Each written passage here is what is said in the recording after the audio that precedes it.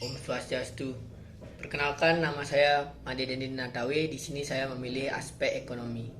Saya akan memberikan sedikit penjelasan mengenai IPTEK dan dampaknya ke aspek ekonomi.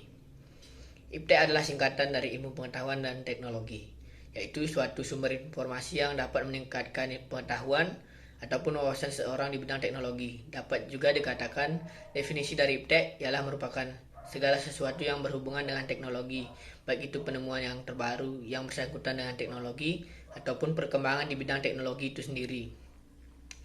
Dampak IPTEK pada aspek ekonomi, yang pertama ada dampak positif, yaitu yang pertama ada produktivitas dunia industri semakin meningkat. Kemajuan teknologi akan meningkatkan kemampuan produktivitas dunia industri baik dari aspek teknologi industri maupun pada aspek jenis produksi. Yang kedua, ada pertumbuhan ekonomi yang akan semakin tinggi. Yang ketiga, ada persaingan dalam dunia kerja sehingga menuntut pekerja untuk selalu menambah skill dan pengetahuan yang dimiliki. Lalu yang keempat, semakin maraknya penggunaan TIK akan semakin membuka lapangan pekerjaan.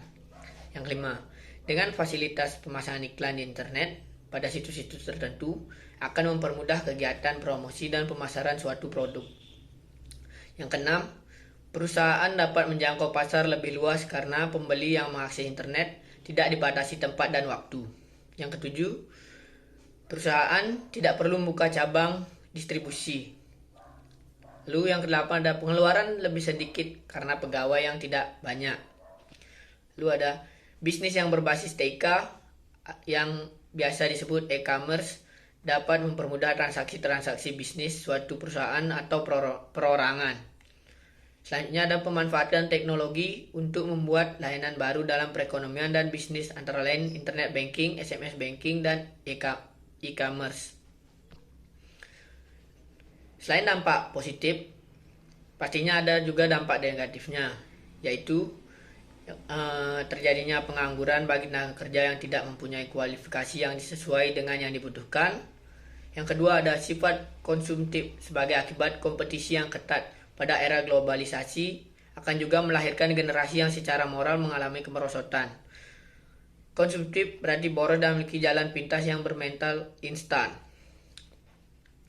Lalu adanya aksi tipu menipu dalam proses jual beli online yang dapat merugikan beberapa pihak. Selanjutnya, dengan jaringan yang tersedia seperti yang terdapat pada beberapa situs yang menyediakan perjudian secara online, para penjudi tidak perlu pergi ke tempat khusus untuk memenuhi keinginannya untuk berjudi. Lalu, dampak negatif lainnya adalah resistensi membeli secara online. Bagi orang awam yang belum pernah bertransaksi secara online, akan merasa janggal ketika harus bertransaksi tanpa bertatap muka. Belum lagi, ketakutan bila pembayaran tak terkirim atau tak diterima, atau barang tidak dikirimkan, atau bahkan barang dikirim tapi tak diterima. Sekian penjelasan dari saya. Terima kasih. Om Santi Santi Santi Om.